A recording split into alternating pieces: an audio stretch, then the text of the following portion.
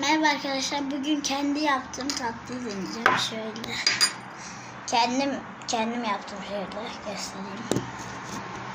Altında çoka krem var. Üstünde süt burger var. Çok kremin üstünde. Sonra onun üstünde muz var. Onun üstünde de sos var. Şöyle bakıyoruz.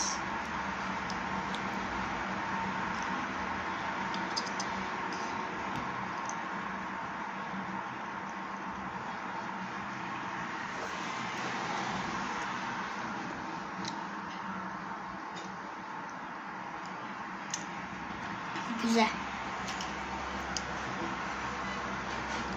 Tarifi kolay yani. Arkadaşlar yanlışlıkla kapattım. Bay bay. Şöyle göstereyim. Tadı da çok güzel. Beğendim. Perfect.